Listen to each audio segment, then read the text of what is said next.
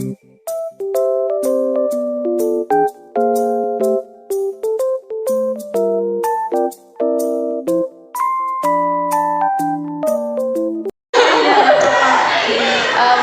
Sebelumnya mohon maaf ya Bu mengganggu waktunya. Jadi kami dari kelompok 4 peminatan kurikulum itu ada namanya mata kuliah desain pembelajaran Bu. Nah, kami ditugaskan untuk mencari nih desain pembelajaran apa sih yang tepat untuk mengatasi kurangnya motivasi gitu Bu. Nah, kira-kira Bu, kalau di sekolah SD Negeri 4 Metro Barat ini masih ada nggak sih Bu siswa atau kelas gitu yang masih kurang motivasi gitu Bu?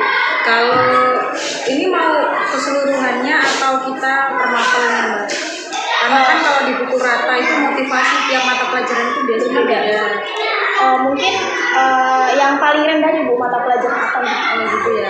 Kalau di kelas 4, kebetulan saya itu mengampu kelas 4 ya. Untuk sementara ini pelajaran yang paling nggak diminati gitu ya. Jadi kalau peminatannya kurang, biasanya motivasinya juga kurang. Itu di pelajaran tema IPS.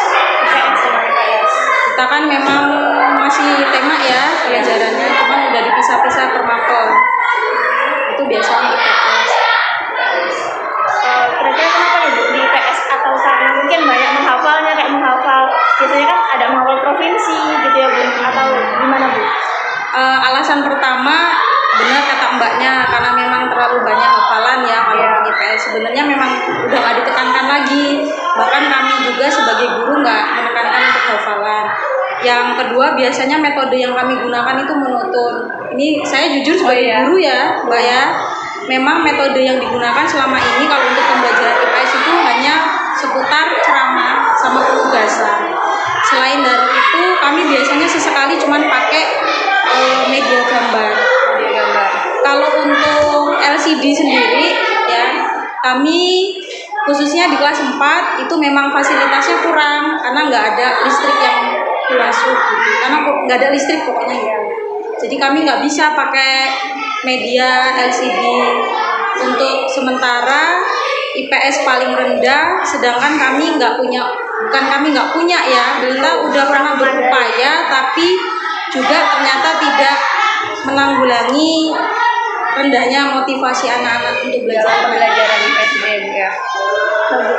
Kira-kira Bu dari guru-guru sendiri gitu, terutama yang belajar IPS gitu, ada upaya nggak sih Bu yang dilakuin supaya motivasi belajar siswa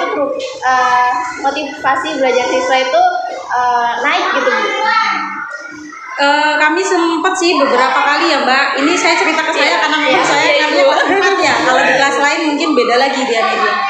Karena saya tahu kekurangan di kelas saya itu nggak ada listrik, jadi saya nggak bisa nampilkan video atau saya nggak bisa gitu ya, makanya semacam itu. Jadi biasanya saya ajak main game. Dengan main game itu ya Bu ya. Entah itu dia TTS, bisa juga mencongak. Kalau dulu mencongak itu namanya tanya jawab kalau pas mau pulang. Nah terus selain itu biasanya kita game-game yang lain itu Mbak, kayak TGT itu loh. Tapi itu nggak setiap bulan saya pakai loh Mbak. Biasanya saya itu cuma 1 semester 1 kali aja itu. Karena memang materi IPS juga tuh banyak Mbak. Kalau dihabiskan untuk game aja itu udah makan waktu banyak. Jadi materi kadang kita nggak selesai. Tapi setelah digunakan game-game begitu untuk media pembelajaran, semangat mereka semakin ya. Jadi anak-anak itu kan memang tipenya senengnya masih bermain terutama di kelas 4 ya, karena memang masa peralihan dari kelas kecil ke kelas tinggi ya. Memang masih seneng main. Juga lebih lama daya ingatnya ketika mereka bermain ketimbang mereka cuma tugas. Jadi ketika diorang jawab itu kan besok kalau ada pertanyaan lagi, saya kemarin kayaknya jawab ini gitu. Jadi lebih ingat gitu. Jadi lebih efektif ya Bu ketika menggunakan permainan itu sebagai media pembelajarannya gitu ya untuk meningkatkan motivasi belajar anak. Mungkin dari teman-teman ada yang bertanya? Ibu, untuk itu ada nggak sih Bu faktor internal atau eksternal dari motivasinya sendiri motivasi? Apakah emang dari individu siswanya itu yang malas atau bagaimana? Kalau di kelas 4 Mbak, sebagian besar itu 12 orang sendiri itu anak pondok Darul Amal. Nah, mungkin mbak-mbaknya udah pernah jauh dari orang tua, sedangkan di sini satu pengurus itu dia membimbing 25 siswa. Satu kelas 25 siswa. Satu pengurus 25 anak santri. Oh, anak santri ya.